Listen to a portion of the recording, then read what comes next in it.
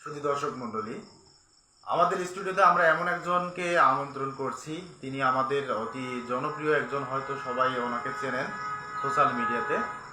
তো শুধু দর্শক মণ্ডলী, আমরা এ পর্যায়ে তার কাছ থেকে আমরা বিভিন্ন ধরনের মূল্যবান কথা শুনবো। বৃক্ষরোপণ সম্পর্কে আজকের বিষয় আমরা আলোচনা করব। তো এ পর্যায়ে আলোচনা নিয়ে আসছেন আমাদের অতি জনপ্রিয় একজন কবি সাহিত্যিক আব্দুল্লাহ ফারুক ভাই। ওনার কাছ থেকে আমরা গুরুত্বপূর্ণ কিছু তথ্য আমরা শুনব। আসসালামু আলাইকুম, আমি মোহাম্মদ আব্দুল্লাহ ফারুক বরাবরের মতো আপনাদের সামনে হাজির হয়েছি।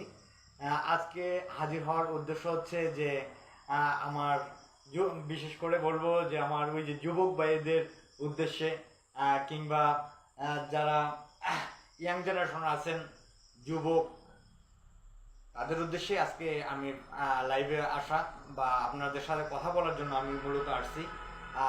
বিষয়বস্তু হচ্ছে গাছ রোপণ করা। আমরা কিছুদিন আগে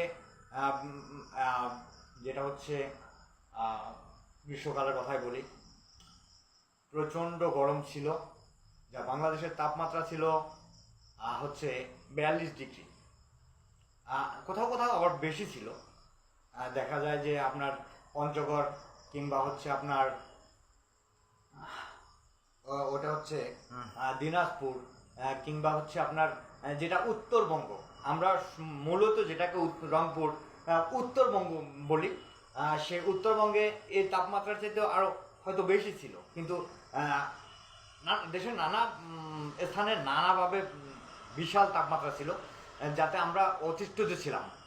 মূলত যে কথাটা আমি আপনাদের সাথে বলতে চাচ্ছি সেটা হচ্ছে, এখন বর্ষাকাল চলে, আপনারা সবাই অবগত। আসুন আমরা আমাদের আঙিনায়, আমরা আমাদের বিদ্যালয়ের আঙিনায়, আমরা আমাদের বাসস্থান কিংবা আমাদের অফিসের আঙিনায় কিংবা রাস্তার ধারে আমরা দুটা গাছ লাগাই। একটা মানুষ যদি আমরা দুটা গাছ লাগাই, এতে হবে কি, আমাদের দেশের তাপমাত্রা নিয়ন্ত্রণে চলে আসবে। এই যে 42 ডিগ্রি 43 ডিগ্রি আমরা যে হারে আমাদের দেশ থেকে বনজ সম্পদ যেটা হচ্ছে গাছপালা কেটে ফেলা হচ্ছে, বা সে হারে কিন্তু আমরা রোপণ করতেছি না। সে রোপণ না করার কারণে হচ্ছে যে এখন আমাদের এই তাপমাত্রার সাথে যুদ্ধ করে চলতে হয়। অতএব আমি আপনাদের বলবো, আসুন যুবক ভাইয়েরা আমার, বন্ধুরা আমার, আমরা প্রত্যেকে আজকে ওয়াদা করি সর্বনিম্ন দুটা গাছ আমরা রোপণ করব।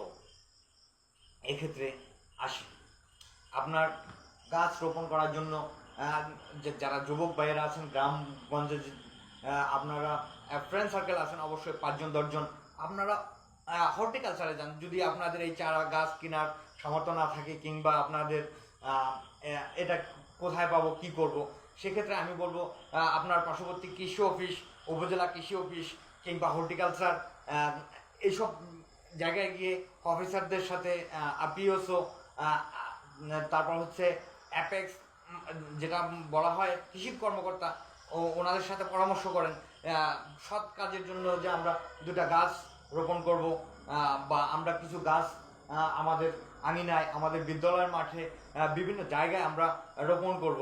এভাবে যদি আপনি, আমি, আমরা সবাই দুটা গাছ রোপণ করি, সেক্ষেত্রে আমরা মনে করতে পারি যে আমাদের দেশের তাপমাত্রা অনেক কমে আসবে, প্লাস সেটা হচ্ছে দেশের সৌন্দর্য বৃদ্ধি পাবে। প্রিয় ছোট ভাই, বড় ভাই, ইয়াং জেনারেশন যারা আছেন, তাদের দৃষ্টি আকর্ষণ করছি, আসুন আপনি, আমি, আমরা সবাই মিলে অন্তত 2টি গাছ লাগাই।